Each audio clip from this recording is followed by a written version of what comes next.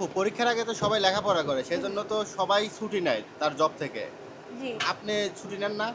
ভাইয়া, আমি তো রান্না বান্না করি, আমার রান্না বান্নাগুলো সব আমার করতে হয়, তাই ছুটিটা আমার হয় না। আমি রাতের বেলা গিয়ে পড়াশোনা করব।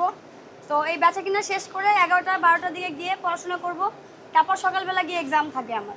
তো যেহেতু আমি ন্যাশনালে পড়ি, তো আমার দেখা যায় যে রাতে পড়লেই হয়, আর আমি আগে পড়লে আমি সব ভুলা যাই, মানে মনে থাকে না আমার।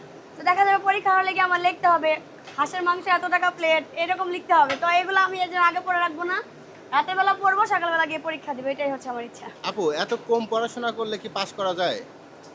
ভাইয়া, অনেক কিছু সম্ভব যদি মনে করেন ইচ্ছা শক্তি থাকে, এবং আলহামদুলিল্লাহ আমার ব্রেন ভালো। আমি রাতের বেলা পড়লে সকালবেলা পরীক্ষা দিলে আমি মনে হয় আমি পারি, মানে এই পর্যন্ত পারছি আলহামদুলিল্লাহ। আপু আপনি তো কিছু সময় আগে বললেন যে আপনার মনে থাকে না, আবার এখন মনে বলতেছেন। থাকে না বলতে আমি অনেকদিন আগে পড়ে রাখতে পারি না সবার মতো, যে না আমি 1 মাস ধরে পড়তেছি পড়তেছি পড়তেছি, পরীক্ষার আগে গিয়ে জাস্ট রিভাইজ দিব। আমি জাস্ট পরীক্ষার আগে রিভাইজ দিয়ে যাই, পরীক্ষার সময় সুন্দর করে লিখে আসতে পারি।